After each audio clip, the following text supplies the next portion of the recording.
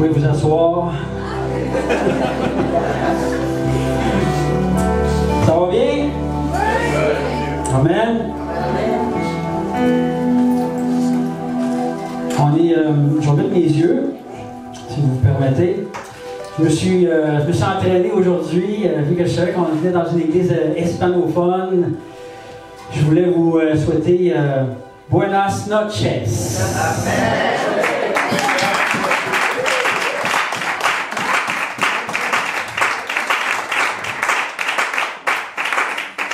C'est pas fini. Bienvenida. Bienvenue. Traduction. J'ai besoin de traduire d'accord. Et le mot que je connais par cœur en espagnol quand je suis allé au Mexique cet hiver, c'est comme manzana. Traduction, je veux manger une pomme. Aucun rapport avec la soirée. Soyez bénis, mes frères, mes sœurs. C'est vraiment un honneur d'être ici dans cette assemblée. Merci, pasteur, de nous offrir cette opportunité. Vous êtes un pionnier dans la ville de Québec. Vous êtes la deuxième église qui ose nous inviter à venir à faire le séminaire d'évangélisation de puissance. Bien, merci beaucoup de votre confiance et surtout merci à Dieu de vous utiliser, vous et votre assemblée, de sortir de cette zone de confort, d'aller annoncer la parole de Dieu dans les rues, dans les centres commerciaux. Ça prend de l'audace, mais vous êtes un homme audacieux, je le déclare dans le nom de Jésus.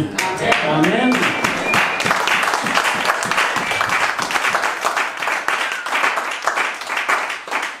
J'avais un verset pendant qu'on était dans la louange, dans le psaume 126, je vous le lis rapidement.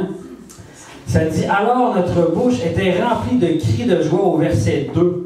Et notre langue de chant d'allégresse. Mais demain, on va utiliser notre bouche pour aller faire des chants d'allégresse dans les rues de Québec pour annoncer la parole de Dieu. Je ne vous demanderai pas d'aller chanter dans la ville de Québec, ni dans les centres commerciaux, mais d'aller annoncer la bonne nouvelle, prier pour les malades, délivrer les captifs.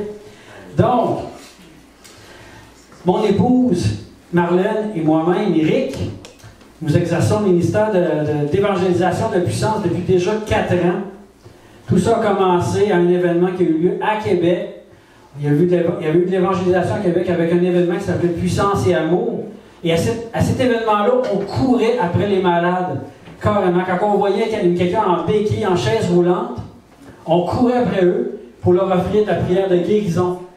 Les gens restaient surpris, étonnés, parce qu'ils n'avaient jamais vu ça. Quelqu'un leur offrait de la prière en plein milieu de la rue ou dans un centre commercial. Je me rappellerai toujours une petite histoire très rapide. Une dame qui marchait en marchette était à peu près à 800 mètres de moi. Je me mets à courir, essoufflé quand j'arrive à elle. Puis je lui demande si je peux prier pour elle parce que je voyais qu'elle marchait, qu'elle avait une marchette. Puis elle parlait ni français ni anglais, mais elle parlait espagnol. Fait que je savais pas quoi il dit. Puis à ce moment-là, j'aurais pas pu lui dire « Comme es manzana ». Ça n'aurait pas passé de toute façon. Fait que j'ai fait des signes de mon mieux. J'ai parlé en français et en anglais. Elle a accepté la prière. Ça a été une belle rencontre. La madame était souriante. Elle marchait beaucoup plus vite. Peut-être qu'elle avait peur de moi. Je ne sais pas. En tout cas, on a vu une différence. Amen? Amen. Fait que donc, l'évangélisation de puissance, ça fait déjà 4 ans que ça existe. On touche à la délivrance. Mais surtout, c'est de faire des disciples des nations, comme dans Matthieu 28, ça dit, au verset 19 et 20, d'aller, pas de rester assis. C'est bien d'aller à l'église, mais de temps en temps, il faut sortir, puis d'aller. C'est ce qu'on va vous enseigner en fin de semaine. Faire des disciples, baptiser les gens du Saint-Esprit, aller vers les gens. Vous êtes tous qualifiés, j'en suis convaincu. Si vous êtes capable de dire bonjour, vous êtes qualifiés pour faire ce qu'on fait dans les rues depuis déjà 4 ans. Amen? Amen. Tout ça, ça a commencé en 2015. Après ça, on est allé à une conférence à Moncton en 2016. Après, quand on est revenu à cette conférence-là, ma femme a dit, on va partir, je vais partir. Ma femme, elle va partir le groupe d'évangélisation de puissance. Le groupe et non de la maison. Là. Ouais. Il dit, on va le partir par orgueil. On va le commencer. On va inviter des chrétiens. On va voir qu'est-ce qui va se passer. Finalement, on s'est fait pogner parce qu'il y en a qui sont venus évangéliser. Mais là, on n'avait aucune expérience à ce moment-là. Fait qu'on y était avec ce qu'on avait comme expérience. On a commencé ça, mais on avait un beau problème. Il y avait plein de nouveaux chrétiens qui venaient évangéliser. Des gens qui ne l'avaient jamais fait, des gens qui étaient dans des églises, mais qui n'avaient jamais évangélisé. Fait qu'on les a pris par la main. On a commencé avec ce qu'on pouvait. Puis au début, on faisait juste dire « Jésus vous aime », puis on se sauvait quasiment à course. C'était ça la réalité. C'était ça notre réalité. On priait même pour les malades au début. Au début, c'était pas ça. Et un petit peu plus tard, il y a une étape de plus. On priait pour les malades, on voyait des guérisons. Oh boy! Mais on disait, bon, ben, bonne journée, madame, soyez bénis. On n'expliquait pas le plan du salut à ce moment-là non plus. Troisième étape, on essayait d'expliquer le plan du salut à la troisième étape. Fait que c'était une évolution dans le ministère de l'évangélisation de puissance. Ça a évolué, ça a évolué, ça a évolué. Parce qu'on se remettait tout le temps à la balle au début. Quand au début, on est parti du début, on sortait évangéliser, moi et Marlène seulement. Puis là, on voyait une canne, une béquille, n'importe quoi. Puis là, si c'était Marlène qui l'avait vu, ben là, elle me disait, vas-y, toi. Mais c'était elle qui l'avait vu, fait que j'ai dit, vas-y, toi. Donc, on s'échangeait la balle, fait qu'on, finalement, on n'y allait pas, on était gênés, on avait peur, on ne l'avait jamais fait. Fait que si vous ne l'avez jamais fait et que vous avez peur, vous êtes normal. Mais vous êtes qualifié, parce que je l'ai fait il y a 4 ans, Marlène l'a fait il y a 4 ans. Fait que vous êtes qualifié pour le. On l'a fait. Puis on est encore vivant. Amen. Amen. Fait que si moi je l'ai fait, si Marlène l'a fait, vous êtes tous capables de le faire. Amen. Amen. Donc, ça fait 4 ans qu'on fait ça. En 4 ans, on a rencontré peut-être environ entre 2000 et 3000 personnes qui ont reçu l'Évangile, prière reçue. C'est fou tout ce qui s'est passé. Il y a différentes dénominations qui sont venues évangéliser avec nous. Pas juste des Pentecôtes, pas juste des baptistes. Toutes sortes de monde, de différentes dénominations à travers la ville de Québec et dans d'autres villes. Et à chaque fois, à chaque sortie d'évangélisation, il y a toujours des nouveaux chrétiens. Nés de nouveau sur un certain temps, mais qui n'ont jamais évangélisé de leur vie. Mais ils découvrent ça, mais quand vous découvrez ça, vous tombez en amour avec l'évangélisation. Parce que l'évangélisation, ça change une vie à tout jamais. Ma vie, actuellement, moi je peux vous la résumer en un mot, est excitante. Ça se résume en ça, la vie chrétienne. Amen. Excitante. J'ai pas le temps de m'ennuyer. Le dimanche, c'est pour booster ma batterie. Mais la semaine, je vis l'Évangile à temps plein avec mon épouse. Amen. Amen. Puis ce ministère-là, il y a des chrétiens qui ont su la prière de guérison à travers nos sorties. Des non-chrétiens, de la guérison. Mais quand les gens ils n'ont pas besoin de prière de guérison, on leur parle de prière de bénédiction. Fait que tout le monde entend parler le plan du salut maintenant. Tout le monde, sans exception. Ils reçoivent l'Évangile toujours. Fait que ça fait déjà 4 ans de ça. Puis sans plus tarder, parce que la soirée est consacrée à mon épouse ce soir, je vais vous présenter mon épouse rapidement. Une femme d'honneur, une femme en feu pour le Seigneur, en feu pour la parole de Dieu. Elle la mange 15 mains, la parole. Et ce soir, si vous êtes vraiment bénis ce soir, parce que ce soir, c'est le 12 avril. Mais c'est un honneur, c'est un cadeau. Vous recevez un cadeau à ce soir, puis vous n'en êtes pas conscient encore. Mais aujourd'hui, mon épouse, c'est son anniversaire.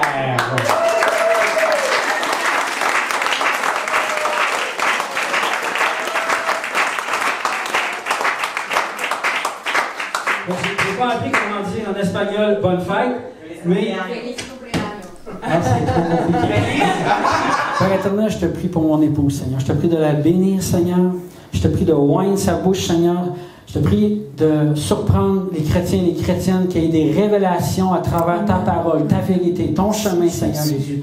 Je te prie, Seigneur, de toucher les cœurs, Seigneur. Je te prie, Seigneur, pour des délivrances ce soir, Seigneur. Des délivrances, Papa. Oui, Seigneur, des miracles, Seigneur Jésus. Et je te remercie, Seigneur, de ce que tu vas faire. Je te remercie de l'équiper, Seigneur. Je déclare ta paix sur elle maintenant. Et je déclare, Seigneur, une audace, Seigneur, un zèle, Seigneur, pour la parole. Au nom de Jésus. Amen. Amen. C'est correct, même si j'ai les 2 micros. OK.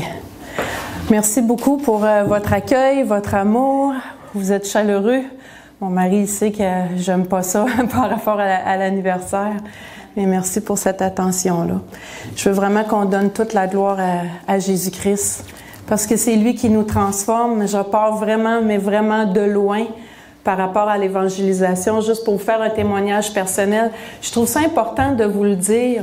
Parce que je me dis, si le Seigneur m'utilise aujourd'hui à venir dans des églises et annoncer par rapport à l'Évangile, c'est vraiment un miracle dans ma vie. Parce que mon appel, j'ai toujours cru que c'était à l'intérieur de l'Église. Lorsque je formais des chrétiens ou que j'aidais le pasteur, souvent j'étais adjoint pour aider et puis j'enseignais et tout ça. Et puis moi, c'était clair depuis que je suis née de nouveau, presque, on m'a comme éduqué ce qu'on doit faire des disciples. Et puis, alors c'était, les gens disaient, ben faut aller sauver des âmes. Moi, je reprenais toujours en disant, mais non, il faut faire des disciples. Il y a une différence entre dire on va sauver des âmes ou on va faire des disciples. Parce que lorsqu'on parle de la multiplication, un disciple se multiplie, mais sauver des âmes, ça peut arrêter juste là. Puis des fois même, je pouvais en choquer certains parce que les gens avaient plus la théologie ou la mentalité de sauver les âmes. Et puis un jour, j'ai eu la révélation. Je vais mettre les papiers ici parce que j'ai une parole pour l'Église aussi après. Justement, dans Matthieu 28, où ce qu'on connaît, où on est des années des fois à lire la Bible, puis à un moment donné, on a des révélations peut-être juste d'un mot. Et puis moi, je lisais, ben allez, faites de toutes les nations des disciples. Alors, c'était clair pour moi. En les baptisant au nom du Père, du Fils et du Saint-Esprit, on va en parler un peu plus tard, et enseignez-leur à tout ce que je vous ai prescrit. Alors moi, quand il y a une personne qui naissait de nouveau, je lui enseignais la parole de Dieu. Mais j'avais pas vu le petit mot à 5 lettres qui était « aller ». Et j'ai été 2 ans dans un moment donné dans ma vie chrétienne que je cherchais vraiment la face de Dieu. Puis je dis, Seigneur, il me semble, il manque quelque chose. Qu'est-ce que tu veux que je fasse? Ça a été long, 2 ans. Un jour, j'ai eu un songe où il y avait eu lieu l'enlèvement et que j'étais ici sur terre. Et je ne compte pas ça pour faire peur aux gens, mais des fois, Dieu utilise des façons où il veut vraiment nous brasser la cage, en bon québécois. Et les gens étaient enlevés, mais pas moi. Et je disais, mais je comprends pas. Seigneur, je suis une bonne chrétienne, je vais à l'église, je donne ma dîme, mes offrandes, je suis en ministère dans le sens que je suis dans le service avec le Seigneur. Puis le Seigneur, dans le songe, j'ai dit que j'avais un message à apporter à tout le monde. Et j'ai été 2 ans vraiment à chercher intensément sa face parce que c'était au-dessus de ma compréhension, ça ne pouvait pas arriver comme ça. Mais aujourd'hui, ce que je comprends, c'est qu'il préparait mon cœur à vraiment savoir c'est quoi un disciple. Et un disciple, ça va propager la bonne nouvelle dans notre quotidien, n'importe quand. Donc, c'est vraiment que quand il y a une porte qui s'ouvre, ce matin, je suis allée, j'avais un rendez-vous ce matin, et puis il y a une femme devant moi qui prend l'ascenseur avec une botte et des béquilles. Je peux pas passer à côté. Donc, j'ai prié pour la dame. Donc, c'est juste pour dire que des fois, on voit pas des résultats sur le coup, mais on croit, demain, on va en parler plus en profondeur, mais on croit vraiment que quand on fait juste bénir les gens, il y a un transfert d'onction qui se fait sur les gens. Il y a de nombreux témoignages où les gens ont comme une révélation après. Et là, ça donne qu'on les revoit puis ils nous expliquent les choses. Il faut vraiment rester dans le positif et dans la foi que Dieu est fidèle à sa promesse. Donc, il dit de faire des nations des disciples, puis même dans Marc 16, on va le voir un petit peu plus loin tantôt, où ce que vraiment il dit en mon nom, ceux qui auront cru, ils verront des miracles. Alors moi, je fais ce qu'il me demande, le reste, ça appartient à Dieu. Et le désir de mon cœur en fin de semaine, c'est que vraiment que vous vous sentez aussi comme les épaules déchargées. Dans le sens que moi, je trouvais ça trop lourd au début. Et puis, j'ai compris beaucoup de choses, qu'on est là juste pour aller les aimer. Et ça l'a vraiment enlevé comme les faux fardeaux que je m'étais mis, la responsabilité qu'il fallait absolument qu'ils naissent de nouveau. Et c'est le Saint-Esprit qui fait croître. Donc, moi, quand je vais voir les gens, je veux juste les aimer. Je sème. Et le Seigneur va s'occuper des terres qui ont été reçues. Et j'ai reçu une parole cette semaine en priant pour vous, pour l'Église. Le Saint-Esprit m'a parlé dans la prière, puis j'ai eu une révélation. Il faut que j'aille voir dans la Bible, c'est ça qui est écrit, puis c'était ça. C'est dans Acte 17 au verset 10.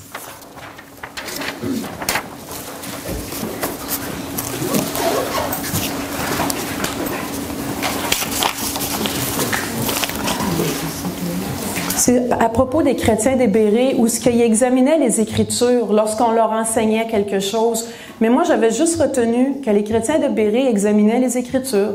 pour s'assurer que tout ce que Paul disait, c'était exact selon les Écritures. Et c'est bien, mais il y avait un mot que j'avais pas vu. Et puis, on voit ici, ça dit, « Aussitôt les frères firent partir de nuit Paul et Silas pour Bérée, parce que juste avant, ils étaient à Éphèse et ils ont vécu beaucoup de persécutions. Ils voulaient tuer Paul. Et ça dit, lorsqu'ils furent arrivés, ils entrèrent dans la synagogue des Juifs et ces Juifs avaient des sentiments plus nobles. » Wow! Et le Seigneur me montrait que sur l'assemblée, ce fin de semaine, que les gens auraient des sentiments nobles face à l'évangélisation, que les gens auraient des révélations supplémentaires, puis qu'il y aurait vraiment des choses qui se passeraient. Alors ça réjouit vraiment, vraiment mon cœur. Puis je me dis des fois, s'il suffit juste d'une parole, puis la parole, d'une personne, excusez-moi, puis ça peut transformer une assemblée. Parce qu'une personne, ça va vraiment contaminer les autres. Hein? Alors, amen, merci Seigneur. Donc, recevez cette parole comme quoi que vous allez voir les Écritures ce soir, je vous amène les versets, mais qu'on a des sentiments nobles, vraiment un esprit ouvert au nom de Jésus. Amen. Donc, le but aussi, c'est de vraiment voir le cœur de Dieu. Donc, je ne sais pas si le PowerPoint, c'est correct. Donc, le cœur de Dieu pour l'humanité, c'est que nous, on a été formés environ par 4 organismes d'évangélisation différents au cours de notre cheminement, de notre recherche. Et ce qu'on fait aujourd'hui, on a vraiment eu la révélation et on est allé fouiller dans les Écritures aussi, ce que les gens, justement, nous enseignaient. Est-ce que c'est biblique? Et j'ai découvert beaucoup de versets que c'est fou comment la Bible parle de vraiment se multiplier, parle de vraiment d'aller, justement, de partager la bonne nouvelle. En fait, l'Évangile, c'est ça, hein, du début à la fin. Mais moi, j'ai été aveuglée. Je le voyais pas vraiment, ça. À quel point Dieu voulait qu'on partage l'Évangile. Donc, si on va dans Genèse 1, 26 à 28, ça dit, « Puisque Dieu dit... » Alors, on va regarder tranquillement le verset. « Faisons l'homme à notre image, selon notre ressemblance, et qu'il domine sur les divers animaux, je ne les nommerai pas. Donc, Dieu créa l'homme à son image, il créa à l'image de Dieu. Il créa l'homme et la femme. Dieu les bénit. Dieu dit, soyez féconds, multipliez, remplissez la terre, l'assujettissez et dominez. » Donc, dès la création, dès au moment où il a créé l'homme et la femme, on voit déjà à 4 reprises à quel point Dieu explique qu'il nous a créés à son image. Et l'image de Dieu, c'est amour. On a été créés pour aimer. Et je crois que si Dieu nous a dit à 4 reprises, à l'intérieur de 2 versets, à quel point on est créé à son image, je pense qu'on a de la difficulté à comprendre. À quel point on a de la difficulté à comprendre toute l'identité que Dieu nous a donnée, toute l'autorité que Dieu nous a transmise, tout l'amour qu'il a placé en nous. Et je m'interrogeais aussi, c'est, est-ce que moi, Marlène, je suis une personne comme Dieu qui crée les circonstances dans ma vie autour de moi pour justement partager la bonne nouvelle? Est-ce que je suis la personne qui est à l'image de mon Dieu, le Créateur, qui va et qui partage et qui crée ces circonstances-là? Est-ce que je les provoque d'une certaine façon, les circonstances, dans le sens que je vais tout de suite attraper les opportunités? Est-ce que je suis féconde? Vous savez, quand une maman est stérile, c'est une malédiction. Et il y a beaucoup de chrétiens spirituellement stériles, ou ce qui ne fécondent pas d'enfants. Et ça, c'est une vraie tristesse, parce que si chaque personne avait amené juste une personne au Seigneur, ça veut dire que ça ferait longtemps que la terre aurait été évangélisée. Ça fait 2000 ans que Jésus attend après nous. Et aujourd'hui, on voit que vraiment, d'une façon mondiale, il y a des évangélisations de rue. C'est pas une mode.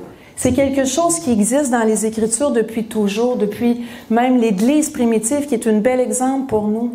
Et Dieu nous appelle à faire pareil. Moi, il y a une phrase que je suis comme plus capable d'entendre, c'est « Ah, c'est ton appel à toi. » Mais c'est ton appel à toi aussi. C'est un mensonge. C'est un mensonge de croire que notre Québec est une terre dure. Je vous dis que ceux qu'on aborde, c'est très rare que les gens disent non. Et à date, en 4 ans, j'en ai eu 2 personnes qui étaient un petit peu agressives. Et c'était des gens qui avaient des possessions démoniaques. Les gens, ils sont vraiment ouverts. Les gens, ils sont touchés. Les gens pleurent dans nos bras. Il y a des gens qui reçoivent. Écoutez, moi, il a fallu que j'aille dans ma Bible, il a fallu que j'aille auprès de Dieu pour que vraiment, là, le Seigneur, il me percutait. Il y a des gens dans les centres commerciaux qui reçoivent le baptême du Saint-Esprit. C'est fou, là. On est vraiment religieux. On a besoin que le Seigneur nous sorte de notre zone de confort. On a besoin que le Seigneur nous montre c'est quoi être un disciple et de vraiment marcher comme un disciple. Et de vraiment oser et aller. Et je vous le dis vraiment pas, j'espère que vous ressentez l'amour du Père quand je vous le dis. Parce que moi, j'ai été 12 ans aveuglée. Et aujourd'hui, ma vie chrétienne, il n'y a rien de comparable avec avant, même si j'étais dans le service, même si j'aimais Dieu de tout mon cœur, de toutes mes pensées, de toutes mes forces, même si j'étais fidèle dans la lecture de ma Bible, dans ce que je devais faire. Aujourd'hui, on baptise des gens, on délivre des gens. C'est fou comment c'est excitant. Amen. Le seul problème, c'est le diable. Mais on va l'avoir jusqu'à temps qu'on se retrouve devant Jésus. Et nous autres aussi, on est le problème. Je suis celle qui bloque encore aujourd'hui. Je manque encore d'audace aujourd'hui. Alors, je veux pas que vous pensiez que parce que je suis à l'avant, que je suis la king. J'ai encore peur. Puis demain, ben les gens, c'est toujours ça, parce que c'est Marlène et Éric, j'ai toujours des nouveaux presque. Des fois, je suis avec mon ami Laurent, je dis, ah, ce soir, je veux le faire avec toi, là, il me semble, j'aimerais ça, juste me reposer un peu. Là, j'ai pas, tu sais, la chair, elle veut pas, hein. Puis là, je me dis, il faut vraiment, Seigneur, il faut que tu te manifestes. Non, ça retient pas sur nos épaules. Je vais vous donner un verset, c'est même pas prévu qu'il y a un beau PowerPoint, là, excusez-moi, mais je pense que le Saint-Esprit, je vais être obéissante aussi. C'est que je veux vraiment, moi, j'ai une révélation que ça a enlevé les fardeaux définitifs, que ça repose pas sur mes épaules. C'est dans Actes des Apôtres, encore une fois. Merci Seigneur que je le trouve au chapitre 3, verset 12. Lorsque Pierre a fait le miracle au temple, puis il a dit « Je n'ai ni argent ni or, au nom de Jésus, lève-toi et marche ». Alors tous étaient vraiment ébahis. « Wow, il y a de l'onction, lui! Wow, c'est son appel! Il a dû jeûner longtemps! » Ah, il devait prier aussi, hein? Il a dû avoir une bonne louange à son église. Pierre, il dit, pourquoi avez-vous les regards fixés sur nous? Le Seigneur, il disait, pourquoi tu as les regards fixés sur toi?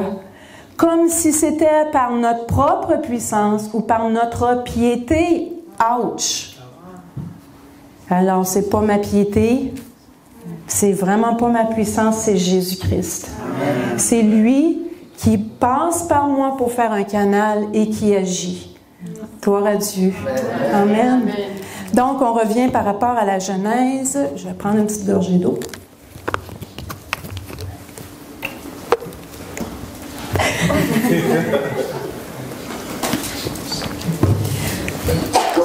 Alors, quand on parle du mot créer, moi j'aime ça aller voir le grec et tout ça, là. J'ai jusqu'à quelle heure, Pasteur Franklin? Ah, c'est jusqu'à 9h. Je pensais que c'était minuit. 9h demain matin. Ah, 9h demain matin, OK. Alors, une chance, on n'est pas sur le bord de la fenêtre, hein, que la personne est tombée et est morte.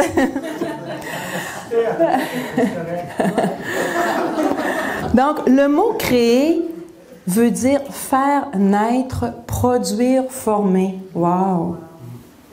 Soyez féconds. Fécond, ça veut dire augmenter, produire, naître, fructifier, multiplier. C'est grand, multiplier, là.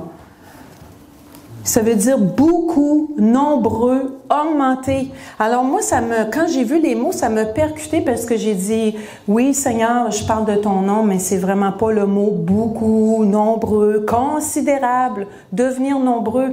Mais depuis la création du monde, c'est le désir de Dieu. c'est son cœur. Parce que son cœur, il veut que les gens aient une relation avec lui. Il veut les prendre dans ses bras d'amour. Alors Dieu, il veut vraiment qu'on partage cette bonne nouvelle-là pour qu'il puisse, ça fait des années pour des personnes qui attendent juste de les prendre. Et sachez que chaque semence, OK, je l'ai réussi, sachez que chaque semence va porter du fruit un jour. Moi, je le crois. Je crois qu'il y a un autre ouvrier qui va venir aussi à l'arrière. Parce que je crois que de plus en plus, il va y avoir des disciples qui vont se lever. Et de plus en plus, on en voit à Québec des groupes d'évangélisation, on entend des choses, on voit une ouverture d'esprit de plusieurs mêmes sortes de dénominations où ce que les gens croient de plus en plus à ce que Dieu guérit encore aujourd'hui. Il y a des gens qui croient qu'on est à la course de créer des miracles. C'est faux. Et souvent, ces gens-là, quand ils disent des choses comme ça, ils ne sont jamais allés évangéliser, ils n'ont jamais sûrement vécu un miracle. Le miracle en soi, c'est juste pour capter l'attention de la personne. Si je fais un miracle sur ma sœur, on s'entend qu'elle va être tellement touchée qu'elle va vouloir en savoir plus. Hein? Maintenant, ses yeux vont être ouverts. Donc, vraiment, c'est comme un hameçon. On a une canne à pêche, on lance la ligne, on accroche le cœur. Et là, les gens veulent en savoir plus. Donc, quand les gens, leurs besoins sont rencontrés, quand on regarde les Écritures, on voit que Jésus répondait aux besoins des gens. Tous ceux qui sont allés vers Jésus ont reçu guérison. Je répète, tous ceux qui sont allés vers Jésus ont reçu la guérison. Donc, c'est un mensonge qu'aujourd'hui, Jésus ne guérit pas. Jésus, il guérit encore aujourd'hui. La parole de Dieu dit qu'il est le même hier, aujourd'hui et éternellement. Moi, je voulais être certaine, hein? Alors en voyant ces versets-là, je suis allée voir, j'ai dit, Seigneur, c'est quoi ton cœur? Même à Noé, dans Genèse 9, verset 1, ça dit, Dieu bénit Noé et ses fils et leur dit encore, soyez féconds, multipliez, remplissez la terre. J'ai fait mes devoirs, je suis allée revoir en grec, est-ce que c'est les mêmes racines de mots? C'est les mêmes définitions. Donc, on sait qu'il y a eu Adam et Ève, la terre s'est pervertie, il y a eu le déluge, on recommence à nouveau. Le cœur de Dieu, c'est toujours la même chose. OK? On voit aussi dans les temps difficiles, dans Jérémie 29, au verset 6-7, ça dit « Engendrez des fils et des filles ». Et plus loin, ça dit « Multipliez-la, où vous êtes, ne diminuez pas, recherchez le bien de la ville. » Et ça, c'était dans Jérémie, ça allait vraiment pas bien, là. Donc, eux, c'est sûr qu'ils parlent de faire des bébés dans le naturel. Ce qui est né de la chair est chair, mais ce qui est né de l'esprit est esprit. Et on sait très bien que Jésus a donné beaucoup d'exemples dans le naturel, dans les paraboles ou d'autres explications pour expliquer le royaume spirituel. Donc, ces versets-là aussi nous expliquent le royaume spirituel à travers ces versets-là. Si maintenant on va dans le cœur de Jésus, Jésus a fait une prière sacerdotale dans Jean 17.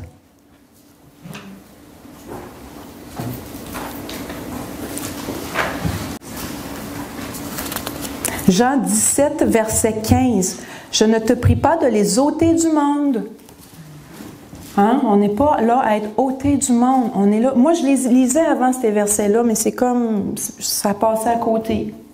Mais de les préserver du mal. Jésus leur dit, comme tu m'as envoyé, parle au Père, comme tu m'as envoyé dans le monde, je les ai aussi envoyés. Où? Dans le monde. Est-ce qu'il a dit, je les ai envoyés dans l'Église? Dans le monde. Au verset 18. Donc, Dieu, vraiment, son cœur, c'est de toujours nous envoyer dans le monde. La vie de disciple, c'est dans le monde. Les fruits qu'on va voir, c'est dans le monde. Comme mon mari disait, nous, quand on arrive le dimanche à l'église, on a plein de réjouissances. Moi, je vois des gens, ils arrivent le dimanche, puis ils veulent attraper tout de suite le pasteur, sûrement pas ici, mais pour compter, ils ont vraiment rempli de fardeaux, beaucoup de problèmes. Il se passe beaucoup de choses. Mais quand on garde nos yeux fixés sur Dieu, puis on fait ce que Dieu nous dit, ça change notre vie. Et je vous assure qu'on arrive à l'église le dimanche, puis on a juste le goût de danser, fêter pour le Seigneur, pour ce qu'il a fait dans la semaine. OK? Donc Jésus, Dans la Bible de mémoire, le Nouveau Testament, il y a 274 fois qui parle du mot disciple. Et le mot chrétien, juste 3 fois. Et dans les 3 fois, ce n'est pas nécessairement dans une connotation qui est comme positive. Et la première fois, même, c'est les gens du monde qui ont dit que c'était des chrétiens. Mais eux n'ont jamais dit qu'ils étaient des chrétiens. Ils ont toujours cru que c'était quoi un disciple? Il y a des disciples de Mahomet. Il y a des disciples de Bouddha. C'est quoi un disciple? Un disciple, c'est un élève. Et un élève, il a un maître. Et il fait les œuvres du maître. On était des années à étudier la parole de Dieu, à comprendre les Écritures, qu'est-ce que Dieu nous disait, qu'est-ce que Jésus nous disait, mais pas faire ce que Jésus faisait. Parce que c'est le diable qui nous a aveuglés, qui nous a mis un voile. On est confortable et à cause qu'on est confortable, c'est la pire chose qui nous empêche de sortir. Donc, j'ai passé un bout, c'est vrai, merci Seigneur. Il y a un endroit dans la parole de Dieu, si on recule avant le Jean, c'est par rapport à la tour de Babel. Genèse, on peut reculer la diapositive. OK, merci. Donc, Genèse 11, ça dit « Toute la terre avait une seule langue et les mêmes mots. » Il dit, vous ne l'avez pas sur ce verset-là, mais je vais vous le dire quand même. Ils dirent encore, allons, bâtissons-nous une ville et une tour dont le sommet touche le ciel, faisons-nous un nom. Ça n'a jamais été, c'est de l'orgueil, ça n'a jamais été le plan de Dieu de se construire des grosses tours, des grosses choses confortables.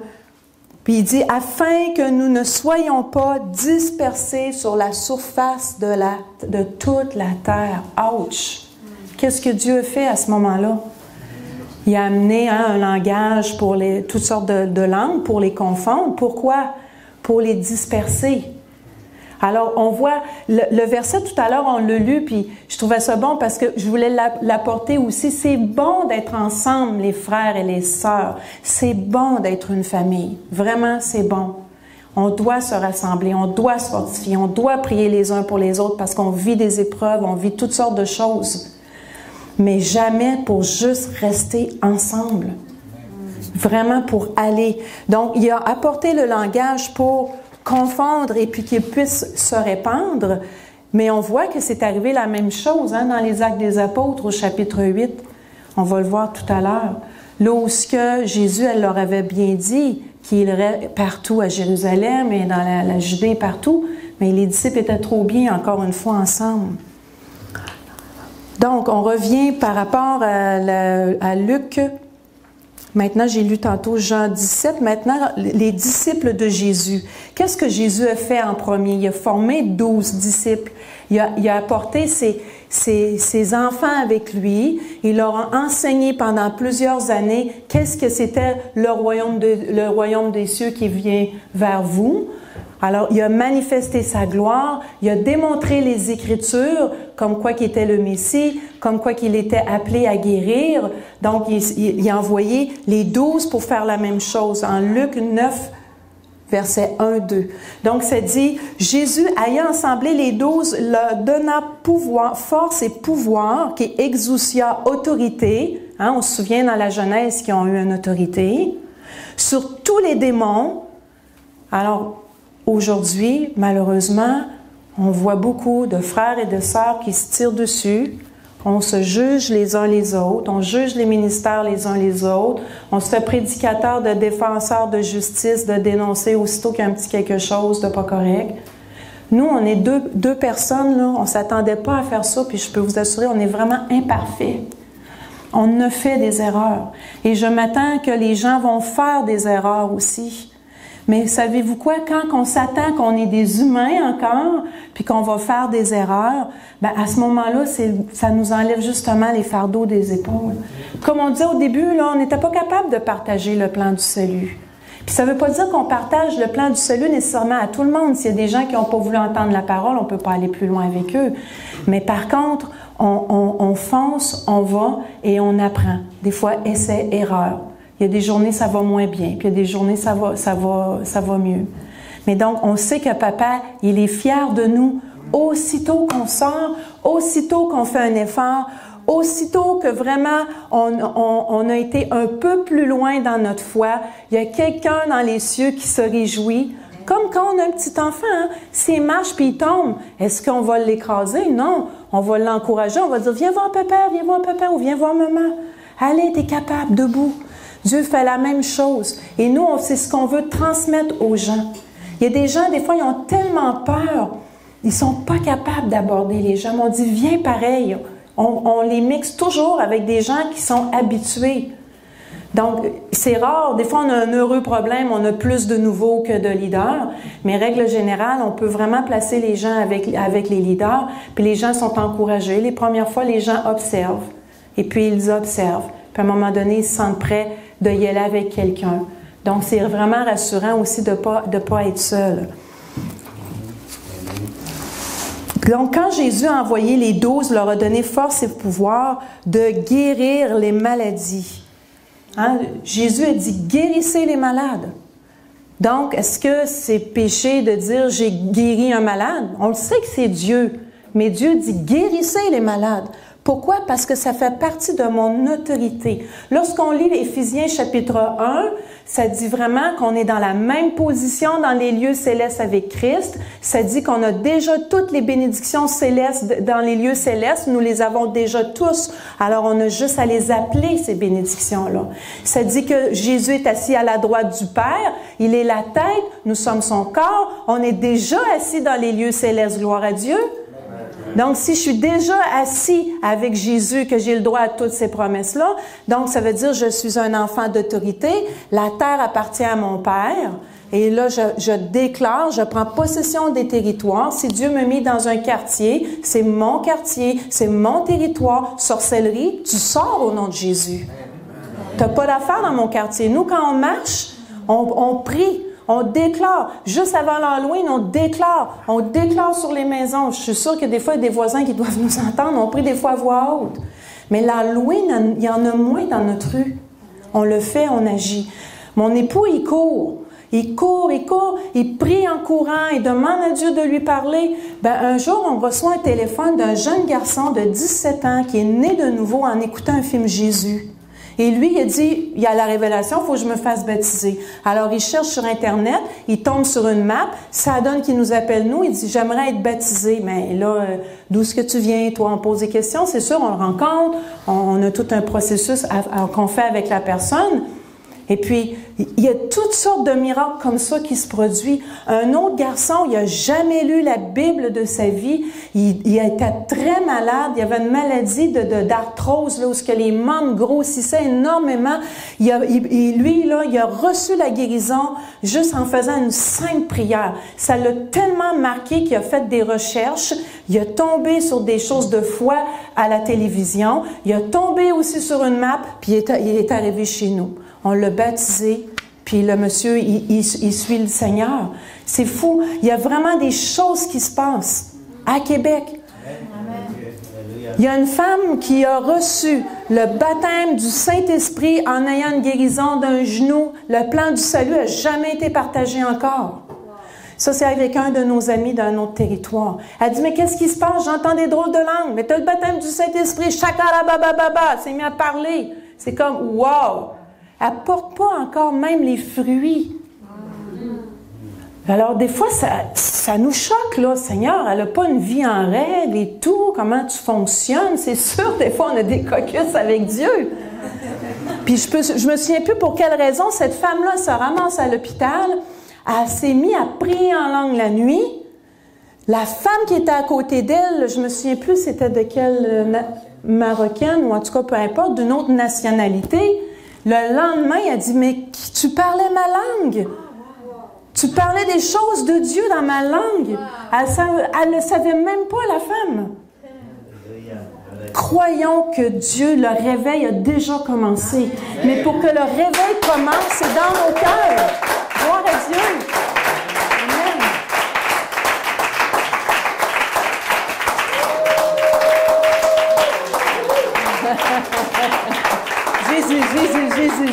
Jésus.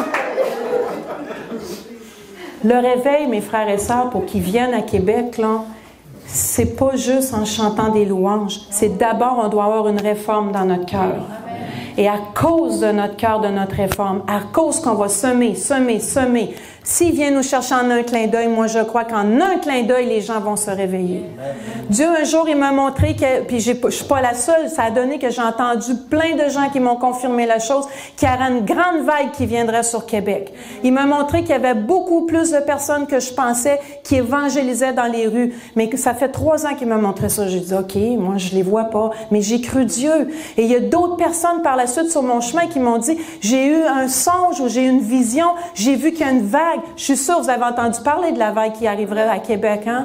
On prie. Mais si on fait juste prier, louer à l'Église, ça fait des années qu'on prie. J'honore la prière, j'honore la louange. Je voudrais pas qu'on parte d'ici en disant, ben là, elle a dit des choses. J'honore vraiment ces choses-là. Mais maintenant, on est dans le temps de l'action. On est dans le temps de prendre nos responsabilités. On est dans le temps de dire, je vais aller dehors. On est dans le temps de dire, c'est mon appel aussi, parce que moi, je suis un disciple de Christ et je suis tanné que le diable me endormi. C'est fini. Amen. Et je peux vous dire, quand il dit de chercher une personne de paix, que tu vas aller, puis que si la personne refuse, la paix revient sur toi. Il y a des gens qui ont des guérisons à venir évangéliser. Il y a des gens qui viennent nous voir de d'autres dénominations pour dire, je veux le baptême du Saint-Esprit. Gloire à Dieu! Est-ce qu'on est mieux que les autres? Non! Non! Quand Dieu il a dit, tu vas aller dehors, j'ai résisté, frères et sœurs. J'ai dit, Seigneur, je ferai n'importe quoi pour toi. Puis quand je priais pendant 2 ans, Seigneur, tu veux toujours bien pas que j'aille dehors dans les rues? Il me l'a pas dit encore à ce moment-là. Pourquoi je n'étais pas prête à l'entendre? Mais il a travaillé mon cœur. Oui, tu vas aller dehors dans les rues. Là, j'ai dit, tu te trompes de personne. Pas moi. Mon appel, c'est en dedans, là.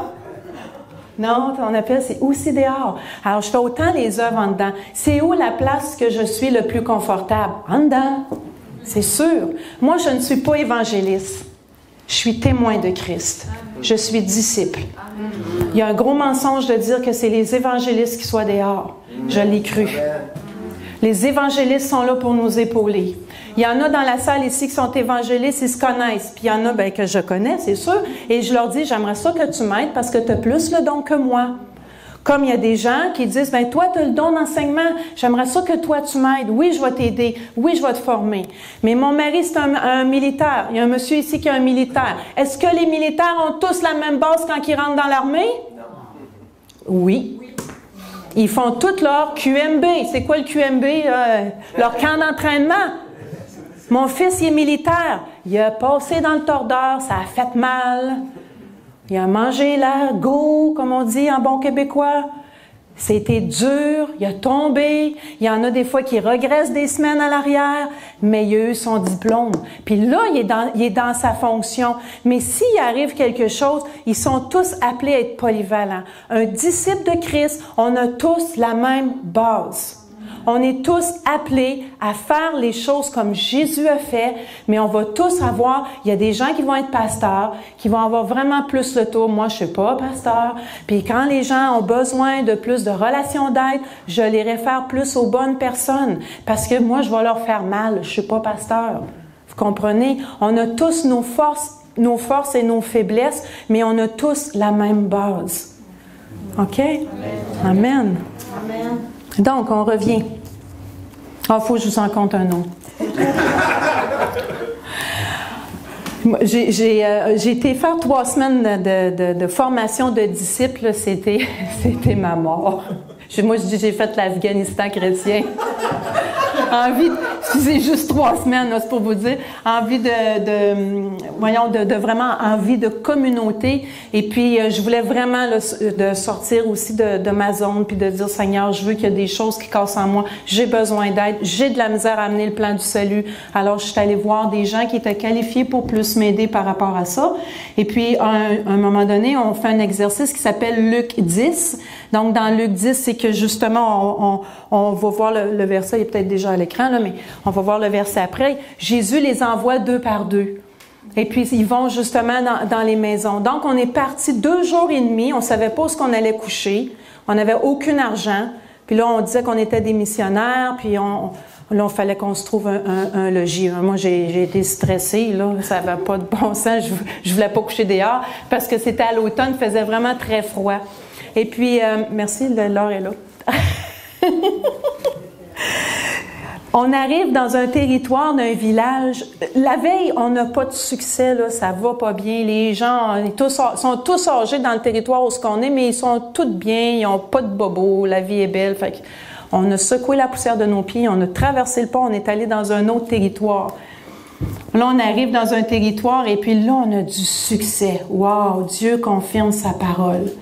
À un moment donné, il y a des gens qui ont la guérison d'un poignet, un autre guérison par rapport à un genou. En tout cas, on avait vraiment plusieurs guérisons. Mais tout à coup, 2 chars de police qui arrivent. Oh!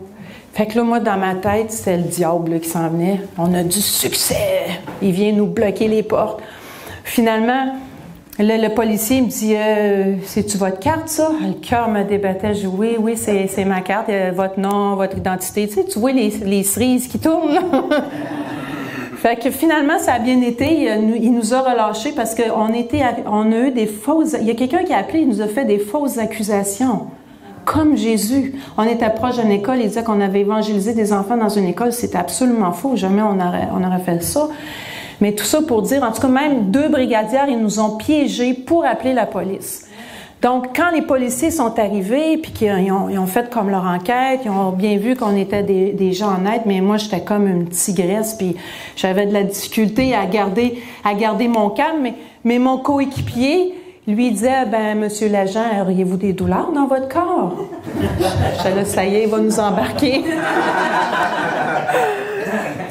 Mais finalement, les policiers, ça a bien été, ils sont partis. Mais quand la parole de Dieu dit « Heureux ceux qui seront persécutés, ils hériteront le royaume des cieux », là, j'ai vraiment compris ce que le verset voulait dire. J'étais comme « Wow! 2 chars de flics pour moi? C'est fou! » Je veux dire, je suis comme une fille bien ordinaire, moi, là tu sais. Et puis là, on arrive à un endroit, il y a un monsieur, là, il était prêt, là, c'était une personne de paix, on l'a évangélisé, là, ça fait 3 fois qu'on prie pour ses genoux, on voit rien. Alors, on pourrait partir, dire, voyons, pourquoi ça marche pas? Non, on continue à parler, il est ouvert, on partage l'Évangile, on lui dit même qu'il pourrait se faire baptiser, un peu plus, on rentrait même dans sa maison. Mais finalement, avant de quitter, on a dit, ben, est-ce que vous pourriez juste revérifier? Ben, le monsieur, c'est assez spécial, parce que quand on disait, voulez-vous vérifier votre douleur? Il y avait de la misère, puis il était là. Puis là, il s'est relevé, il dit, non, j'ai encore mal. 3 fois comme ça fonctionne pas. Mais avant de le quitter, on dit, pourriez-vous vérifier? Le monsieur, il est tombé comme ça. Les 2 bras dans les airs. Nous, on a vraiment vu là, que la personne, là, c'était une personne de paix, c'était vraiment un rendez-vous divin, que la personne, elle avait accepté le Seigneur dans son cœur, elle avait des personnes de sa famille qui étaient aussi chrétiens évangéliques. Il y a plein de gens, mes frères et sœurs, que Dieu nous envoie vers des chrétiens qui sont blessés, qui veulent plus aller à l'église. Il y a plein de gens qui disent « Ah oui, j'ai une belle sœur, elle parle comme vous, là. » C'est fou! Il y a plein de monde qui ont déjà reçu la semence. Nous, on est là pour revenir rajouter, puis on voit la fidélité de Dieu. Parce que je suis sûre, vous priez pour des voisins ou vous priez pour votre famille, mais Dieu va envoyer des gens vers les gens à lesquels vous priez. Mais nous, on le constate, ça, c'est vraiment, vraiment encourageant. Donc, on voit vraiment la gloire de Dieu. Et puis, finalement, dans ce village-là, on voulait aller un petit peu plus loin, mais j'ai dit, ouais, mais si on va plus loin, c'est les mêmes policiers, là, c'est la même SQ, là. Mais l'autre gang, les 2 autres personnes qui étaient avec nous, parce qu'on était 4 par rapport à cet exercice-là, un Suisse et une personne du Texas, il n'y avait pas leur papier sur eux, parce qu'on partait sans papier, ils se font arrêter aussi. Ah, là, j'ai dit, là, c'est fou. Ils n'ont pas de papier, là, ils prendront pas juste la parole, mais eux aussi, ils ont prié sur la femme police. Fait que vraiment, puis la femme police était là, oui, puis elle était ouverte, puis elle les a relâchés. C'est comme, fou! Donc, c'est pour vous dire que oui, des fois, j'ai peur. Oui, des fois, j'ai besoin d'audace. Je prie encore pour avoir de l'audace. Alors, c'est normal d'avoir de l'intimidation à quelque part parce que c'est l'ennemi qui nous intimide et c'est ça la vie chrétienne. Hein? C'est un combat spirituel. Donc, on revient. Alors, à Luc 9, je l'ai lu tout à l'heure, d'aller guérir, prêcher le royaume de Dieu. Prêcher, c'est pas juste pour les pasteurs. Prêcher, ça veut dire annoncer la bonne nouvelle à voix haute, quand on va voir la racine du mot. On voit aussi dans Luc 10, versets 1-2, ça dit « Après cela, le Seigneur désigna encore 70 autres disciples, il les envoya 2 à 2. » Donc, on n'invente rien quand on envoie les gens 2 à 2. Hein? Les témoins de Jéhovah sont encore plus audacieux que nous, ils font du porte-à-porte. Des fois, on rencontre des gens, inquiétez-vous pas, je suis dans aucune religion, je ne suis pas témoin de Jéhovah. J'aime le monde, je vais donner au suivant. Auriez-vous des douleurs dans votre corps?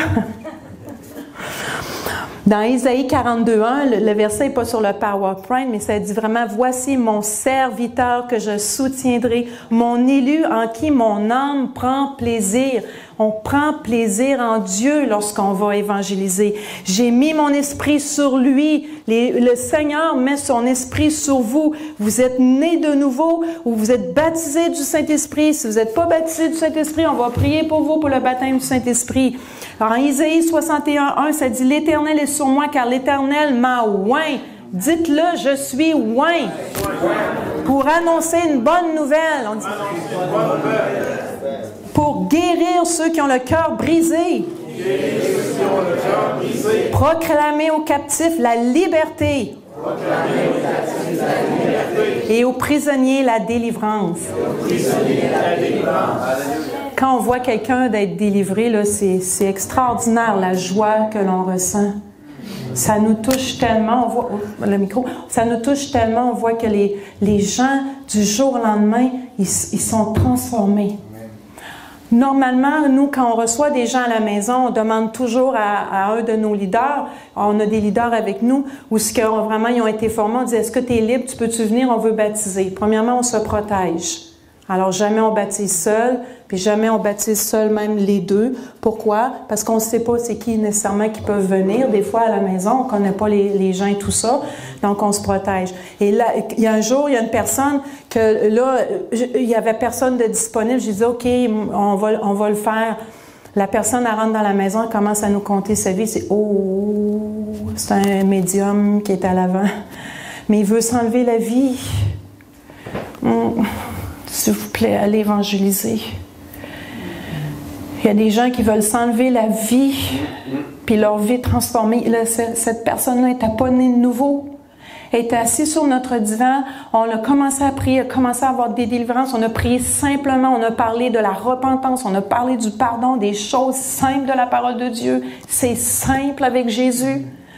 Puis il a commencé les gens, ils sont tellement maganés de la vie, là. Tout le monde touche à de la sorcellerie. Et quand il a accepté, il dit, moi, je suis plus capable. Je ne sais plus quoi faire. J'ai des revenants qui viennent dans ma maison. Il y avait des esprits en lui. Alors, quand on l'a baptisé, il est rentré chez nous magané. Il est sorti les yeux complètement transformés dans la joie. Né de nouveau, baptisé du Saint-Esprit. Satan, il est sous nos pieds. On a l'autorité. Assez, c'est assez. Il faut arrêter de croire aux mensonges de l'ennemi. Puis sachez que bien des fois, si vous avez peur, c'est pas vous qui avez peur. Moi, j'ai découvert ça. C'est l'ennemi qui vous envoie un esprit de peur. Et c'est cet ennemi-là qui a peur. Alors imaginez, vous avez la gloire de Dieu en vous. Ici, il vient vous déranger la nuit. Il y a un commandant à quelque part dans les lieux célestes parce qu'il y a différentes autorités qui dit, toi, tu vas aller l'écœurer cette nuit. Mais il a peur en titi de vous. C'est pour ça, quand il arrive proche de vous, des fois, vous vous réveillez, vous savez, oh, j'ai de l'oppression. Moi, je me réveille, j'ai de l'oppression. C'est pas moi qui ai de l'oppression, c'est toi qui as peur. Tu sors de ma demeure dans le nom de Jésus. Parce que demain, je baptise quelqu'un, puis elle va avoir des délivrances. Puis chaque fois que j'ai des opportunités la nuit qui m'arrivent, des obstacles, le lendemain, il y a des grandes victoires. Fait que c'est pas facile, la vie chrétienne. Ça n'a jamais été une vie facile. Dieu, il dit de bénir nos ennemis, c'est pas facile. Dieu, il nous dit de délivrer les captifs, c'est pas facile. Et des fois, je sais même pas quoi faire. J'ai dit, Seigneur, aide-moi. C'est trop gros pour moi. Mais dans l'humilité, Dieu fait les choses. C'est extraordinaire. Il y a tellement de gens qui touchent à la sorcellerie aujourd'hui. Ils veulent la puissance, ils veulent le pouvoir, ils veulent le contrôle. Ben nous, on a la puissance et le pouvoir. Dieu nous l'a donné, l'exousia. Mais on ne l'utilise pas, l'Église ne l'utilise pas. La grande commission, le cœur de Jésus, on va sauter à Matthieu 28, 19, à Marc 16, 15 et 16, parce que de toute façon, tantôt on l'a lu, Matthieu 28. Et déjà, je voudrais vous relâcher. Donc, dans les 4 évangiles, Jésus nous explique de vraiment aller. Matthieu, ça dit « Allez, faites des nations des disciples ». Dans Marc, ça dit « Allez par tout le monde, prêcher ». Voici les miracles qui accompagneront ceux qui auront cru. Il y a beaucoup de gens qui disent qu'ils croient en Jésus, mais ils n'ont jamais expérimenté un miracle dans leur vie.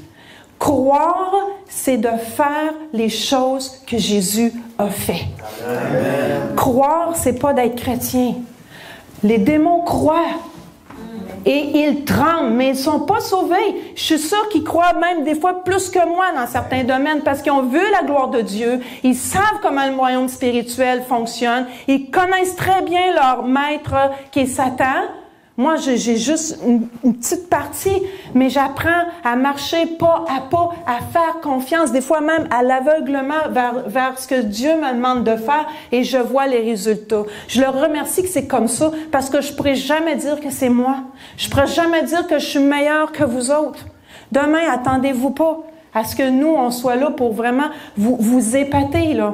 On est là vraiment juste pour vous accompagner. Il y a plein de gens qui l'ont même plus que moi. Fait que les gens, des fois, ils nous voient, c'est nous qui organisons les sorties, tout ça.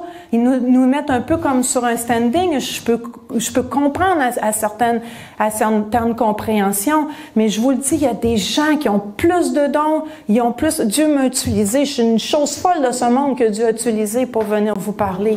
Pourquoi? Parce que Dieu, il sait que je pourrais jamais dire quelque chose que ça tient sur mes épaules, puis il sait que je vais être capable de vraiment aimer l'Église. J'aime l'Église.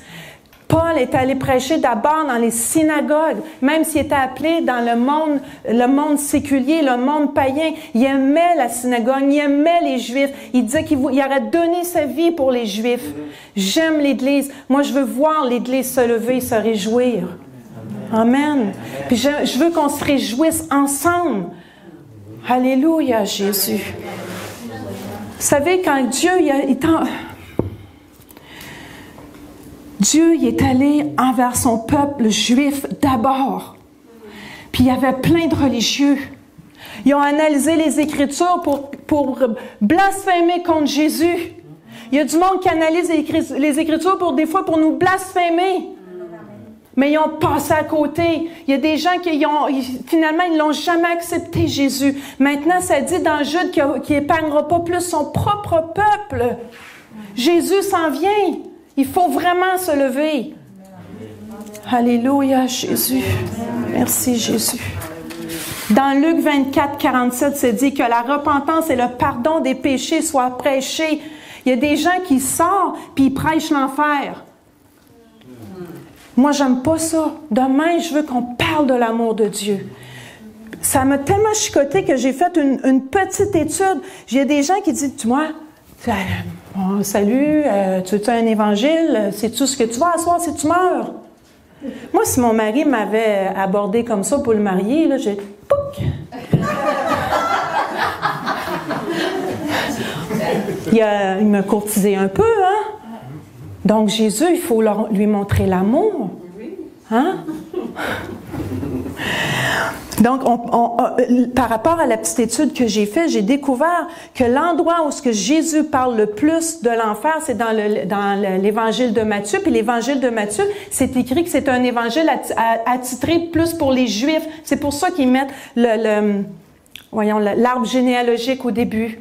Donc, il s'adresse à son peuple. 23 fois, il y a le mot GN, enfer, ou là où il y a les tourments. C'est à son peuple qui dit ça.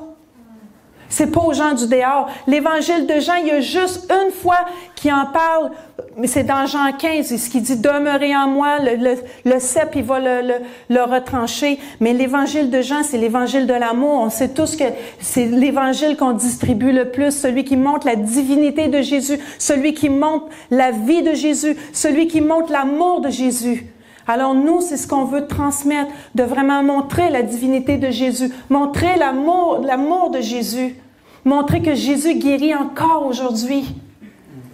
Puis demain, on va vous expliquer, même si des fois, il n'y a pas de guérison, on va vous donner plein même de témoignages. J'ai une femme que je prie pour ses deux hanches, puis la dame était très sceptique. Pas les deux hanches, excusez-moi, je prie pour un côté de hanche. En tout cas, je verrai, mais que je marche. Là. Fait que là, je pouvais pas partager le plan de salut, parce que vous savez, des fois, il y en a qui ont pris, puis ils sont déjà un pied comme ça pour s'en aller. Fait que je les laissais aller, puis on continue à se promener dans le parc. Un moment donné, je la vois à peu près à 20 pieds de moi. La madame, elle s'en vient comme ça. Tu peux-tu prier pour l'autre bord? Non. Je peux vous dire que là, elle a entendu le plan de l'Évangile. Amen. Alléluia. Il y a des rencontres divines, c'est tellement extraordinaire. Il y a une fois, il y a une dame, il faut vraiment être délicat avec les gens. Comme je vous dis, les gens, ils sont brisés par la vie, c'est épouvantable. Il y a une femme, elle a une canne, puis j'ai dit, mon Dieu, madame, qu'est-ce qui vous est passé? Puis des fois, on a l'air indiscret, hein, c'est normal, il faut les aborder doucement. Puis j'ai dit, moi, c'est parce que je vois des miracles, je prie pour les gens, j'aurais à cœur de prier pour vous, vous avez l'air d'avoir mal. La femme a dit, j'ai un problème dans ma colonne vertébrale parce que j'ai été poignardée. Puis la madame a pleuré, hein. Une nuit, j'ai un songe où je vois une femme, en tout cas, il y a tout un environnement avec comme dans le milieu de la rue et tout ça. Et puis, il y a un homme qui arrive avec un gros camion noir. J'ose pas regarder. Je me tourne dans mon songe et j'entends crac. Là, je me réveille, je pleure, j'intercède. C'est quoi ça, Seigneur, et tout ça. Puis le lendemain, Dieu l'a mis sur ma route. Si j'avais dit, j'ai pas le goût de prier pour elle aujourd'hui à cause qu'elle a une canne, je l'aurais manqué. La femme, elle avait été battue, puis on lui a cassé aussi les reins. Quand je l'ai vue, la dame, c'est comme, vous devez accepter Jésus. Je la prends dans mes bras. Moi, avant, là, ma meilleure amie Laurence, elle me connaît bien, on me prenait dans les bras, c'était comme... J'avais bien des blessures, moi aussi. J'avais 2 bras bien raides. Le Seigneur a passé par ma sœur pour casser ma carapace. Puis aujourd'hui, j'arrive, je prends les gens. Il y a une femme, elle dit, j'ai une malédiction sur ma vie, j'ai un problème de peau, j'entends le Saint-Esprit, prends-la dans tes bras. Oh, Jésus, protège-moi, Jésus. Mais on a plein de témoignages. Les gens qui sont dans les autres pays, ils prennent les gens dans les bras, ils tombent pas malades, on a l'onction. Le Seigneur, il nous protège. Amen. Soyons remplis de compassion. Et la compassion, ça nous amène à l'action. Amen. Je voudrais parler brièvement par rapport au baptême. Parce qu'il y a des gens qui se posent beaucoup de questions par rapport au baptême. Juste avant, Dieu nous a donné dans Actes 1:8, il dit, vous recevrez une puissance, le Saint-Esprit survenant sur vous, et vous serez mes témoins. On a reçu une puissance qui est le baptême du Saint-Esprit. Si vous ne l'avez pas reçu, on va prier pour vous. C'est que le baptême, c'est qu'on a l'immersion totale dans l'Esprit. Et c'est une puissance, pas juste pour s'édifier nous-mêmes comme un Corinthiens 14, c'est pour être témoin. La bonne nouvelle, c'est qu'on a reçu la puissance. La moins bonne nouvelle, c'est que le mot témoin veut dire martyr. Sommes-nous des martyrs? Non, la seule chose qu'on a, c'est un nom. Les gens, des fois, ils vont dire non, merci. C'est rare. J'ai une madame, elle a dit, t'es donc bien indiscrète, toi.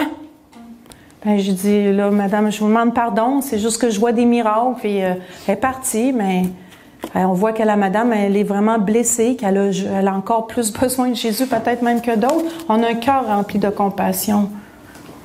Dans le message d'aller est tellement important que dans Actes au chapitre 5, 19, 20, même un ange du Seigneur y a ouvert la porte de la prison et les apôtres sont sortis. Fallait-tu que Dieu voulait qu'on aille dehors?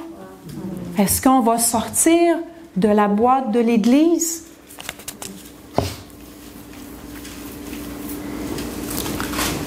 Lorsqu'on baptise des gens, la repentance doit être expliquée.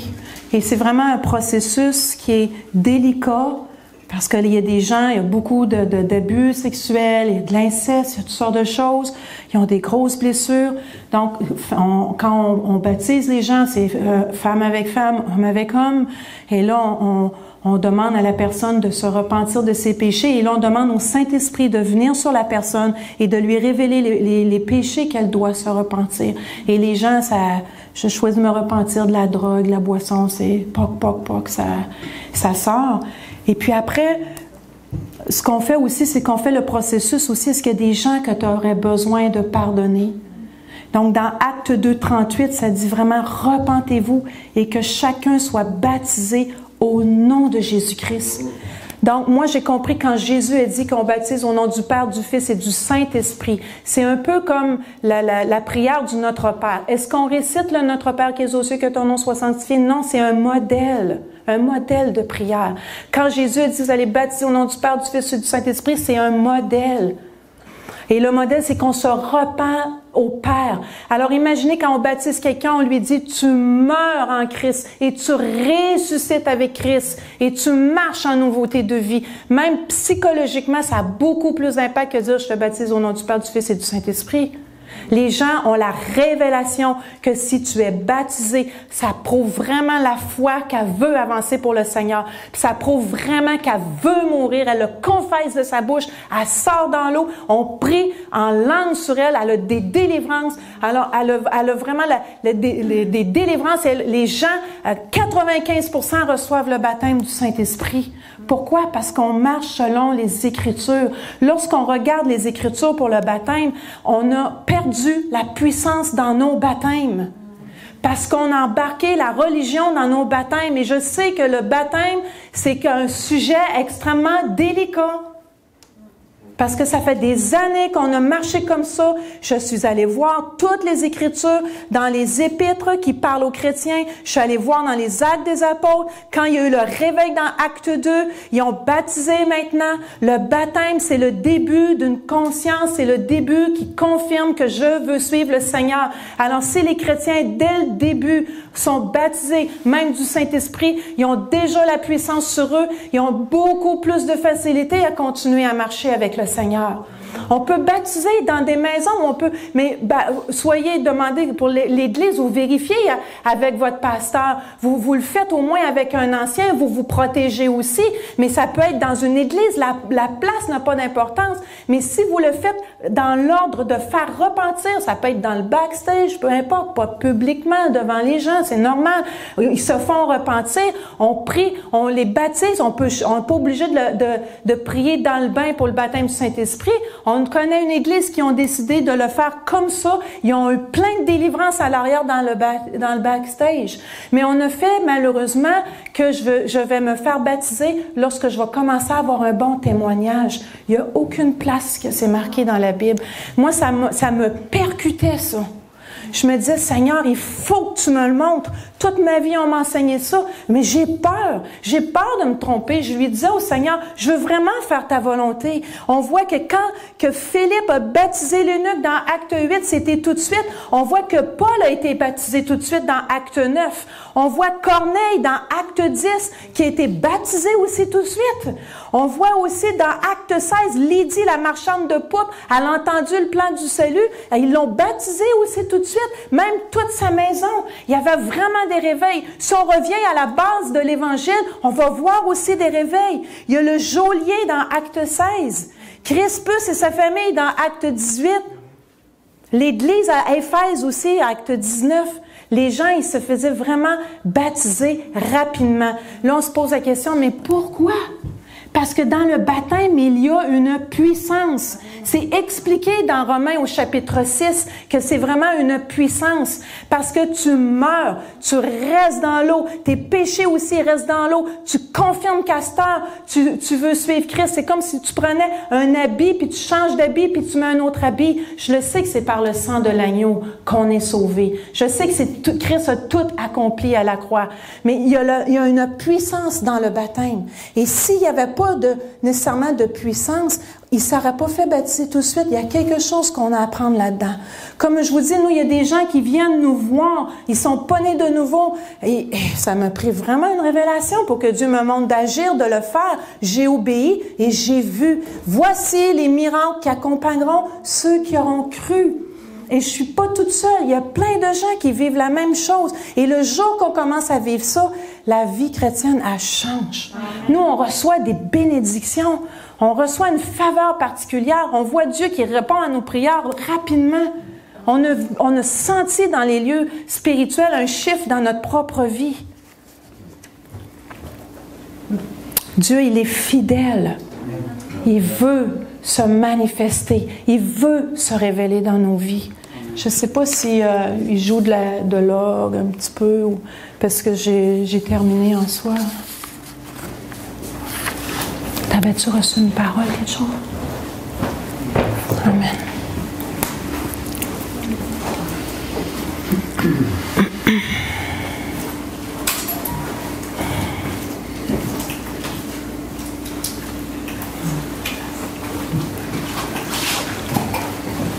Dans Jean 14, 12, ça dit « Celui qui croit en moi ».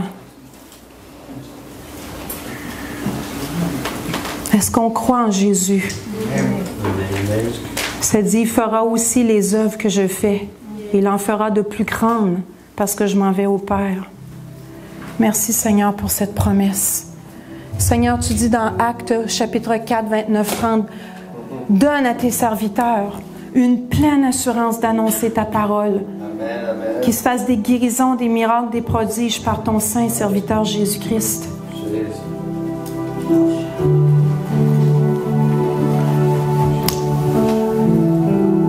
Si vous avez besoin de guérison, on vous invite. Nous avons des leaders aussi ici. On n'est pas tout seul, Éric et moi. On veut se multiplier. Mais si vous avez besoin soit de guérison, vous avez besoin de révélation, que vous avez besoin de plus d'audace, vous avez besoin du baptême du Saint-Esprit, peu importe votre besoin, on est là pour vraiment répondre à votre besoin. Parce que demain, on va voir Satan tomber comme un éclair. Amen. Merci Jésus. Alors, je vous invite, tu peux venir à l'avant. Merci Jésus. Alléluia Jésus. Alléluia Jésus. Merci Jésus. Merci Seigneur Dieu que ton armée se lève. Merci Jésus.